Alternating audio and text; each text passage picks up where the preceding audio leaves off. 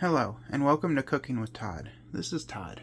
For today's video, I'm making cheesesteak sloppy joes. For this, you're going to need 1 cup of chopped onion and 1 cup of chopped red bell pepper. You can use any color of bell pepper you want, although the red ones, along with the yellow and orange ones, are on the sweeter side, so I like to go with that. Plus, it gives it a little pop of vibrant color.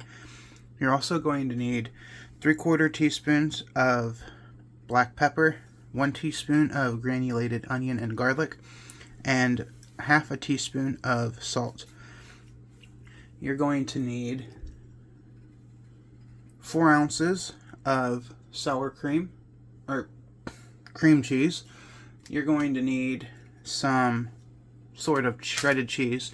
I just want to use this cheese up, so I'm just going to cut this into some strips and throw it in there. And you're going to need 1 pound of ground beef. To get started, I'm going to add the ground beef along with my fresh vegetables and seasonings to my skillet that I already have heated up over here. And I'm going to switch the camera angle over and I'll be right back. Alrighty, so I got that camera angle switched over, and I am going to go ahead and open up my ground beef and get that thrown in there.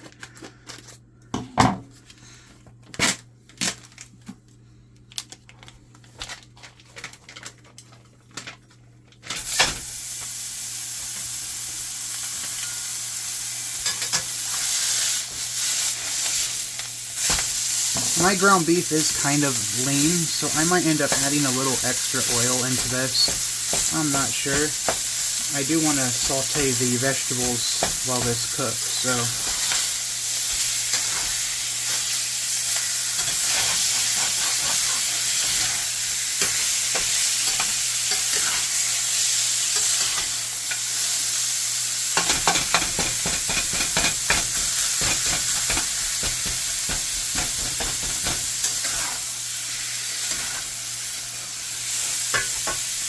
I'm going to go ahead and add in a little oil. Not much though. About a teaspoon.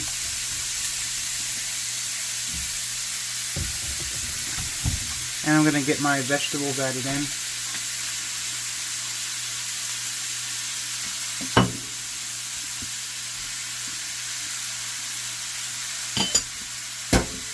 And my seasoning.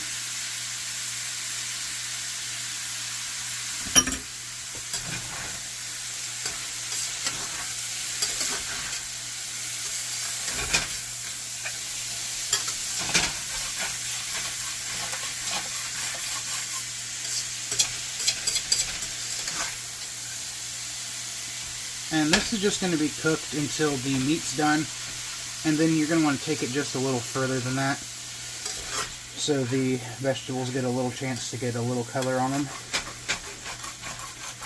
But I'll go ahead and just pause this, and I will bring you back to show you what it's going to need to look like.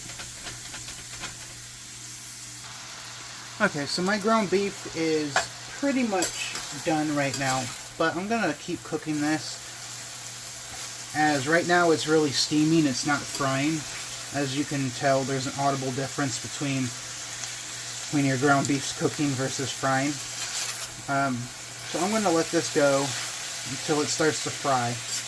And then at that time, I'm going to probably let it go another minute or two. And I will bring you back again to show you that.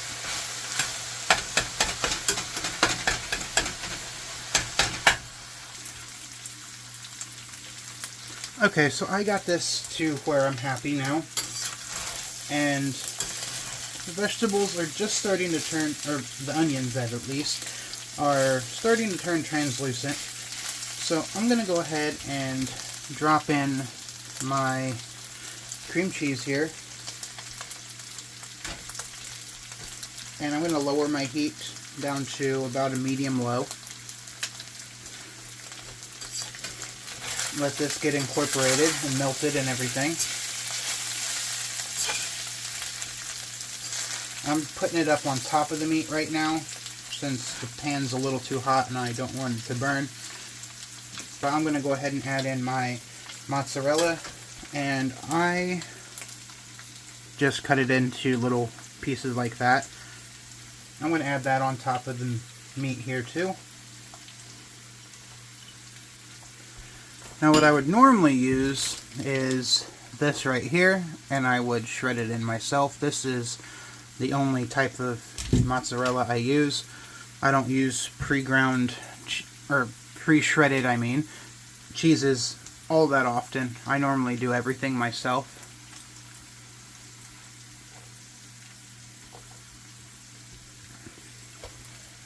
I'm going to go ahead and start mixing this together now.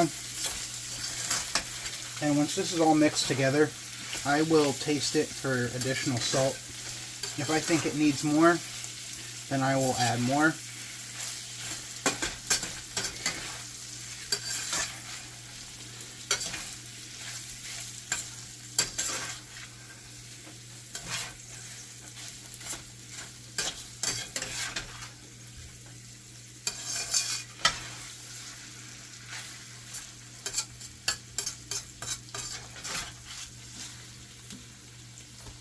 Oh, I guess that one tried to get away. It didn't want to be part of the sandwich, I guess. I'm going to keep stirring this until it's all incorporated.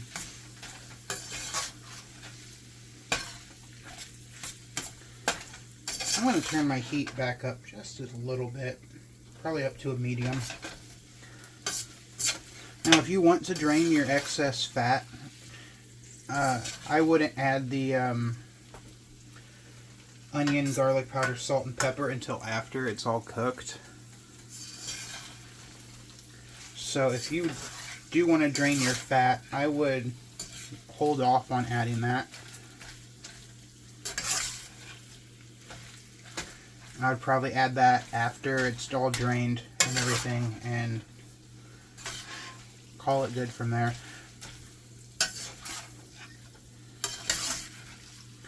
I'm going to just keep mixing this until it's all incorporated. Then I'm going to just let it sit for a little bit to kind of let it get to know each other, I guess. I don't know. Then I will make some sandwiches out of it. And I'm hoping it's good, because it looked like an amazing recipe. It smells good. Okay, I'm just going to let that sit there. And you can use whatever type of roll you want or bun. I'm just using this. It's one of my favorite brands. I'm not sure if it's a national one or not, but it is one of my favorites. If you would prefer to make your own, that would be even better. I just don't feel like spending a couple hours making some homemade rolls for sandwiches that takes 10 minutes to cook and make and everything. So honestly, I think I put maybe a little too much of the mozzarella in here, but that is fine. I'm going to try something. I don't know if it's going to work or not.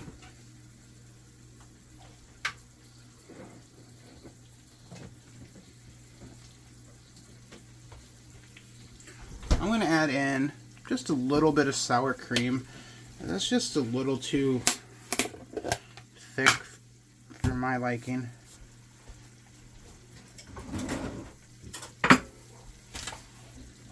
And a quick way to avoid all that is to put your sour cream upside down. I just don't bother with it. I always just dump it out or stir it back in.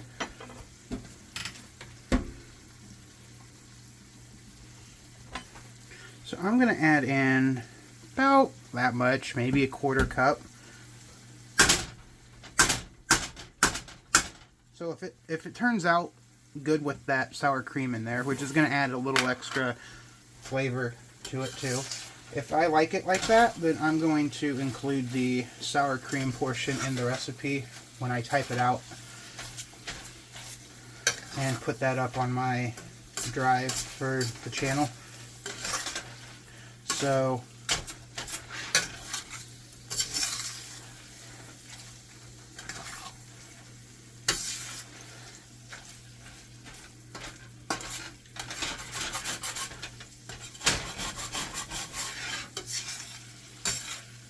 Yeah, I guess it would have been better off to just drain that, as there is quite a bit of extra fat that's not being held in with the other ingredients. So I actually like that consistency a lot better right there. I'm going to mix this for another minute here, and that is so much better. It's not really stringy like it was with that mozzarella being in there. Alright, I'm going to cut my heat, and I'm going to call that right there good. So there should be enough for probably about 8 sandwiches, maybe 10, depending on serving size.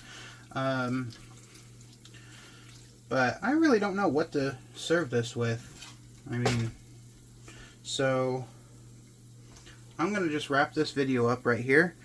And if you enjoyed this video, go ahead and smash that like button. If you enjoy the content I'm putting out, go ahead and smash that subscribe button. And as always, thank you for coming along with me on this journey of mine.